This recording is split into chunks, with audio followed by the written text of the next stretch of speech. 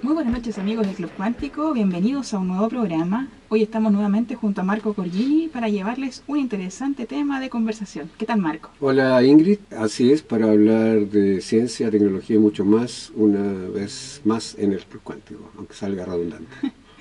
Y esta vez el tema que hemos seleccionado tiene que ver con un tema que planteaste en el último número de la revista El Club Cuántico, el número 20, que ya se encuentra disponible para todos nuestros amigos que lo quieran descargar gratuitamente, y que es ética científica, Así ¿cierto? es. Vamos a hablar principalmente de grandes hitos en la ciencia que se han logrado con un propósito especial y han derivado En otras aplicaciones, sobre todo desde el punto de vista tecnológico, y en donde han participado grandes científicos por lo demás. ¿Quiénes son algunos de los grandes personajes de los que vamos a hablar hoy? Mira, vamos a contextualizar primero el tema porque obviamente los científicos son seres humanos iguales que todos y por lo tanto son a veces héroes y a veces son villanos. Hay claroscuros y por lo tanto la idea de este programa es precisamente humanizar la actividad científica como actividad humana. Uh-huh. Hablemos primero de los grandes héroes científicos, o por lo menos de los mitos científicos que tiene la historia humana, o de los mitos que se han construido. Algunos no son mitos, sino que son reales y muy efectivos. Ya sabemos desde el principio de los inicios de la ciencia empírico-racional, en los albores, con Copérnico, Galileo. A Galileo se le hace abjurar cuando es encontrado culpable de ser impulsador y propugnador de la teoría heliocéntrica desarrollada por Copérnico, que no había expresado por temor precisamente durante el periodo de la Inquisición todas sus ideas. Sin embargo, Galileo las desarrolla, las lleva hasta un límite hasta entonces desconocido y recibió, a pesar de haber creído tener cierta inmunidad por su calidad científica, recibió los castigos del dogma imperante en la época. La característica principal es, ya todos la saben, y de hecho lo hemos conversado en algún programa, a Galileo se le obliga a abjurar. La sentencia por ser rebelde y no hacerlo generalmente era la hoguera, de manera que las salidas de este gran creador, digamos, de este método científico inicial, que introduce además las matemáticas en la física y una nueva manera de ver el mundo, debe, ¿no es cierto?, rechazar sus ideas frente al tribunal de la Inquisición, decir que se equivocó, después firmar de puño y letras su atestación y, como dice el mito, dice al final, un poco para callado, epursimu, que significa, sin embargo, se muere. Ese es, si tú quieres, uno de los momentos importantes de la historia de la ciencia. El futuro va a decir que Galileo tenía la razón y que sus inquisidores estaban equivocados.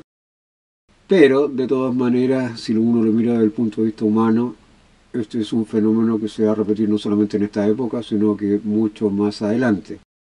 En el caso de Newton ya tenemos la ciencia absolutamente instalada. Ese es el ritmo que va a tener la ciencia empírico-racional de aquí para adelante.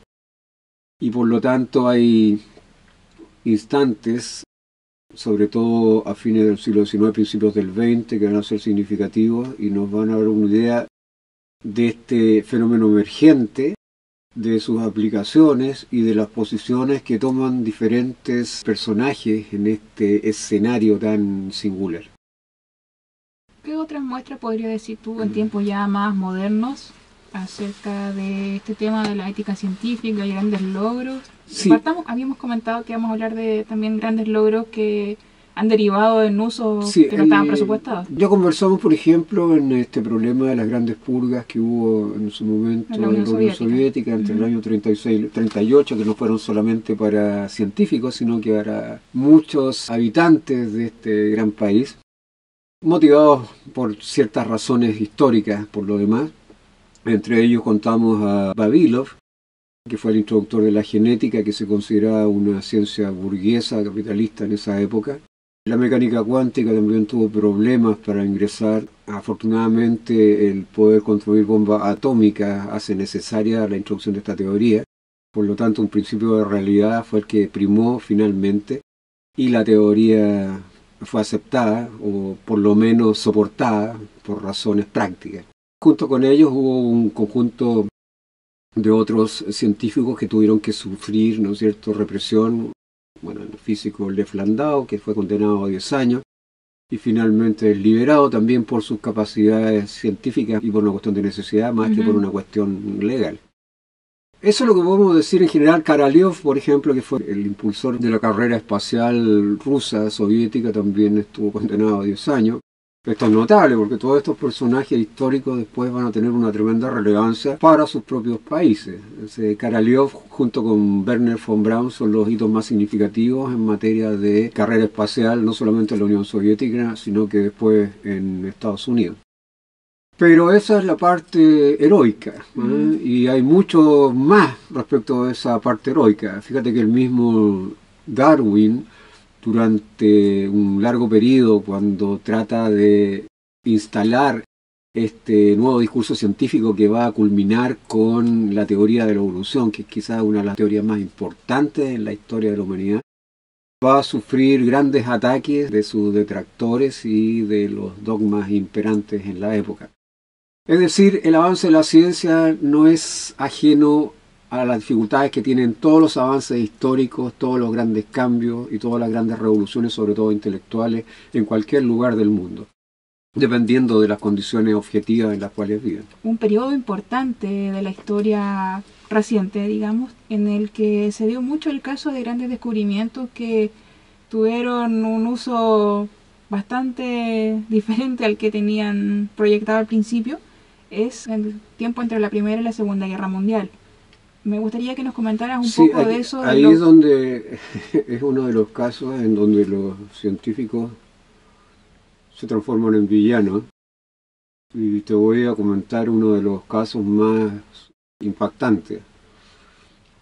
Es el de Fritz Haber, que es un químico judío alemán que nació a fines del siglo XIX y vivió hasta mediados del siglo XX. Bueno, Haber tuvo, además de tener una gran inteligencia, capacidad para la química. Su señora además era química y compartía intereses científicos con él. Se dedicó a estudiar ciertos fenómenos químicos que fueron muy importantes después, por uno de los cuales recibió el premio Nobel. El año 1907 en La Haya se firmó un acuerdo de restricción de las armas químicas, provisión de armas químicas en la guerra. Toma en cuenta que estamos a principios del siglo XX, ¿no? Sin embargo, durante la Primera Guerra Mundial, Haber, junto con su equipo de investigadores, colaboró en el desarrollo de un arma de aniquilación química de carácter letal basada en un elemento químico que se llama el dicloro. Tú sabes que durante la Primera Guerra Mundial debe ser el primer momento en donde las armas químicas se usan realmente de forma masiva. Y este científico, Fritz Haber, participó no solamente en la elaboración de estos productos, sino que además participó en la aplicación de estos productos. Es decir, él iba directamente al campo de batalla, estuvo en el frente oriental ruso, me parece, y en otras batallas supervisando la aplicación de estos gases letales químicos. Le produjo además este hecho, entre otros muchos seguramente, un distanciamiento con su mujer.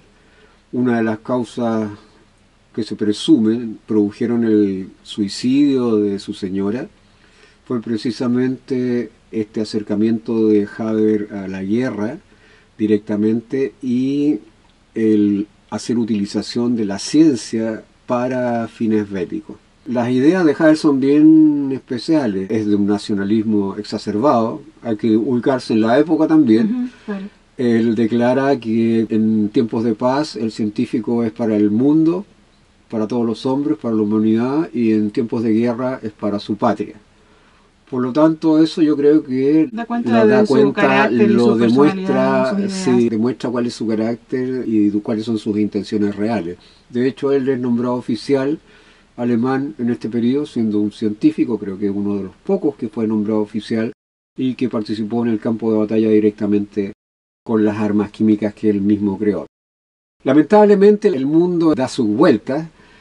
Y otros productos químicos que produjeron con su equipo, que uno fue el Zyklon o Zyklon A, que sirvió como elemento para fumigar plantaciones, por ejemplo, y permitir el desarrollo de la agricultura. Con el tiempo, eso fue más o menos en el año 1920, con el tiempo le van a producir un daño no solamente a Haber, sino que a millones de personas, porque el Zyklon A es modificado después de la ascensión del fascismo en Alemania al Zyklon B sobre la base de cianuro, y es usado en las cámaras de gases de exterminio, lo cual tuvo como resultado, ya sabemos todos, la aniquilación de millones de personas, entre los cuales se contaban amigos y parientes de Haber, que por lo demás tiene que exiliarse de Alemania, tiene que huir de Alemania porque ya es reconocido por el Reich como un judío más que como un alemán. Y muere poco antes de que se diera el uso masivo a este murió recurso. Un poco antes, efectivamente, tuvo una vida bastante triste después. Entiendo que huye a Inglaterra, hay científicos que ni siquiera lo quieren saludar por su participación en la Primera Guerra. Bueno, sus hijos también le dieron la espalda, no solo sus señores. Efectivamente, su vida fue solitaria, muy pobre, y no recuerdo si finalmente se suicida o muere, pero muere abandonado. Ese es el lado oscuro de la ciencia, pero no es el lado oscuro de la ciencia como actividad en sí, sino que es el lado oscuro que todos los seres humanos tenemos.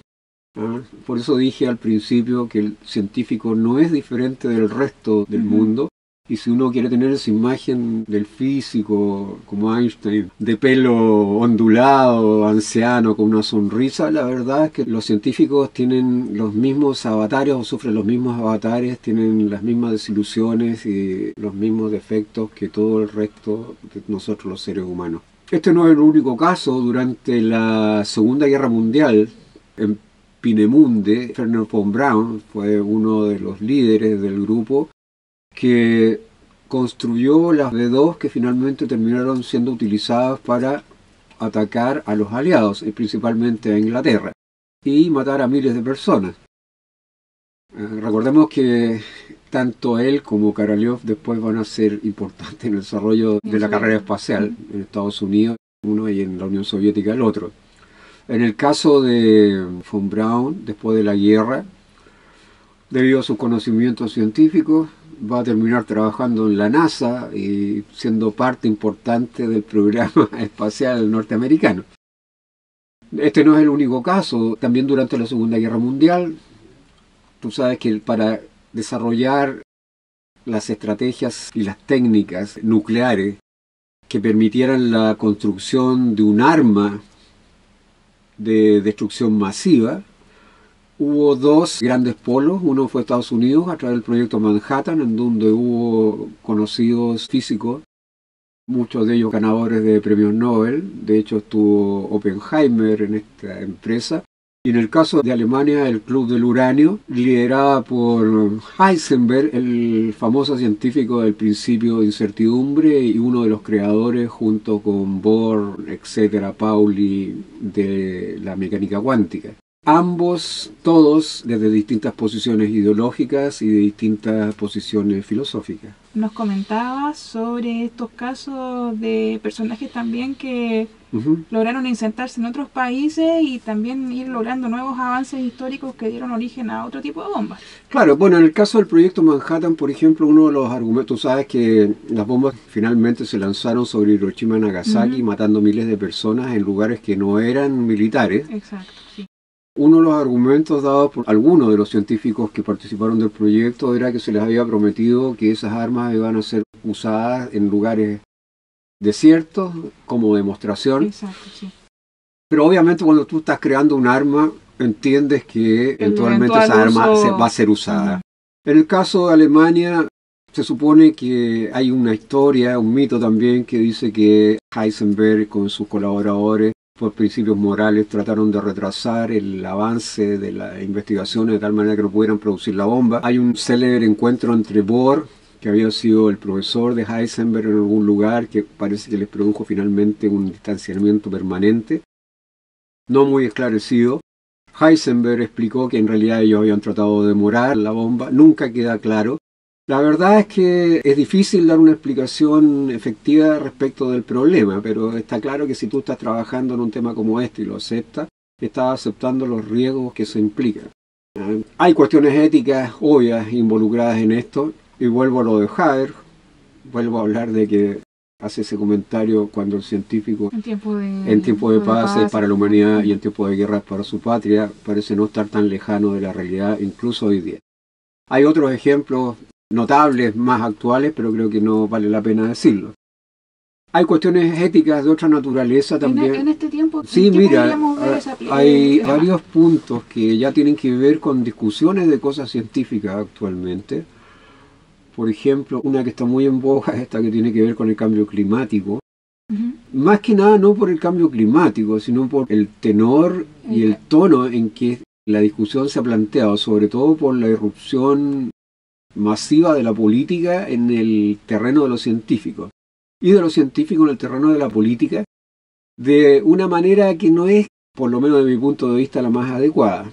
A veces parece que este tema fuese más bien una religión que una discusión científica o una discusión ideológica y política. No se trata de si el cambio climático es posible o lo produce el hombre o no. Los cambios climáticos en la naturaleza se producen inevitablemente y vamos a tener que enfrentarlos sí o no. Pero la cantidad de intereses económicos, ideológicos, políticos que cruzan la discusión hacen difícil poder ver en este tremendo bosque claridad científica, y muchos de los argumentos que se entregan son más bien apasionados que argumentos racionales y fundados en experiencia. De hecho, las acusaciones son mutuas, se acusan unos a otros de pseudociencia. Yo creo que lo razonable sería que el público estuviese informado científicamente, no solamente en lo superficial, sino que con base científica real, que las posiciones se pudiesen confrontar y que se pudiese tener una visión general del problema real. Porque esto nos va a afectar económicamente también. Si aquí hay cuestiones energéticas involucradas, todos hablan mal de la energía nuclear y resulta que hay otras energías que tú puedes llamar renovables. Esas también tienen costos, también hay empresas que las fabrican y las venden y tienen intereses en promocionar su aplicación. Si bien es una visión a la que se le da mayor difusión, es cosa de buscar en internet y ver las distintas propuestas y visiones de científicos al respecto. Sí, de hecho hay científicos famosos, no estamos hablando de personas comunes y corrientes, hay premios Nobel que tienen opiniones diferentes. Yo creo que lo razonable es que hay un principio que tiene que respetarse, que es el de la tolerancia. Uno puede ser hasta vehemente, pero tiene que ser tolerante, es decir, escuchar al otro, y si sus argumentos no le parecen, tiene que retrucarlos y dar argumentos válidos. Así debiese funcionar la ciencia. El problema es que el diálogo se ha mantenido en otro terreno, muy diferente, y casi es un pecado, como dice uno de los científicos, que es un premio Nobel, que se retiró de la Asociación Americana de Física, que dice que se puede discutir cualquier cosa en la sociedad salvo el cambio climático. Y yo creo que eso es relevante. También está esta cuestión del consenso, que se ha discutido mucho, pero que también es bien relativo y es bien discutible, y creo que no se ha planteado en los términos que tiene que hacerse. ¿Y el tema de los avances en medicina? Bueno, en los avances en medicina también hay cuestiones éticas importantes. Sí quisiera decir, hay un punto muy relevante. Fíjate que también hay grupos dogmáticos que se oponen a todo avance de la ciencia ya más allá de lo razonable. Por ejemplo, hay un arroz que se llama el arroz dorado, que fue producido genéticamente, que tiene una característica bien especial, que es la de permitir la asimilación de la vitamina A en mejores condiciones del organismo humano, la producción de beta-caroteno, etc. Cuestión que ha tenido un profundo rechazo desde algunos sectores, que parece que todo lo que huele a genética o a modificación genética le parece un pecado, porque ya prácticamente no hay argumentos para sostenerlo. Y hay un acuerdo de muchos premios Nobel en donde mandan una carta a los gobiernos pidiéndoles por favor que terminen con esto y entiendan, por ejemplo, que el hambre en lugares como África, por ponerte un caso, necesitan de la aplicación de estas técnicas. El no aplicarlo significa la muerte futura de miles de personas, y por lo tanto ya tenemos que poner un grado de racionalidad en lo que estamos diciendo. Hay otras cosas que también son importantes. La genética en estos momentos ha tenido avances notables, cosas que vamos a hablar en un programa más adelante. Por ejemplo, en el tratamiento de cierta leucemia aguda, la linfoblástica creo que se llama, con resultados bastante prometedores, espectaculares en realidad. Sí, muy positivos, sí. De tal manera que la FDA, que es el organismo que aprueba drogas en Estados Unidos, ha aprobado el tratamiento que tiene que ver con el uso de retrovirus y lentivirus, ¿no es cierto?, para modificar células T y permitir que éstas ataquen a las células malignas dentro del organismo. Y que es carísimo, pero a diferencia de otros tratamientos, tiene una sola aplicación. Tiene una sola aplicación, tiene efectos colaterales que son muy fuertes, pero aparentemente se ha producido algún avance en ese sentido y permite eliminar la enfermedad.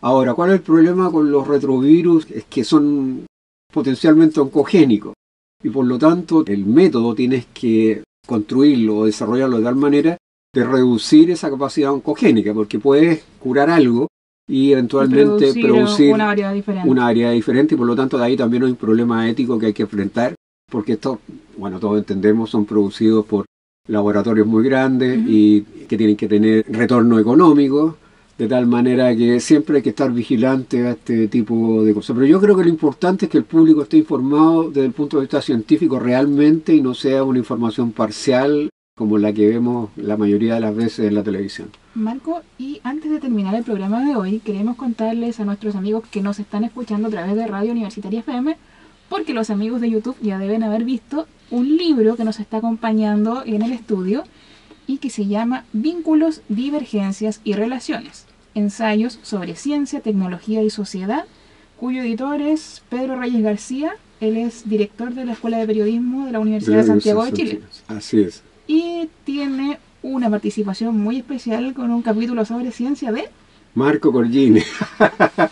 Este programa no es autorreferente y la idea es promocionar el libro. Está el participante habitual del Club Cuántico incluido en uno de sus capítulos. Pero esto es un gran trabajo que desarrolló Pedro en la USACH. Esperamos tenerlo pronto y entrevistarlo en el Club Cuántico. Este libro se presentó ayer en la Feria del Libro y Pedro tiene comprometida una visita. Aún no tenemos la fecha exacta, pero vamos a hacer una actividad acá en La Serena y por supuesto para la presentación del libro. Exacto. Esperamos que asista a la mayor cantidad de gente posible. Tiene muchos participantes, muchas personas, no solamente de Chile, sino que del extranjero, importantes científicos y pensadores, periodistas, comunicadores, etc. Son 18 autores. Son 18 autores, entre los cuales, insisto, hay uno por lo menos de la Universidad de La Serena. No, no es el más importante, por supuesto. Y por lo tanto yo creo que hay que promocionarlo porque estas iniciativas son quizás las más notorias dentro de la vida académica porque son para acceso no solamente de los especialistas, sino que de un gran número de personas y del público en general, que es una de las labores que tienen que cumplir las universidades. Es decir, no solamente ser para la élite, sino que ser para el público en general. Bueno, el libro tiene 3 partes. La primera es conceptos y aplicaciones claves en torno a ciencia, tecnología y sociedad. La segunda es medios, tecnologías de la información y comunicación y CTS. Y la tercera es CTS y la generación del conocimiento.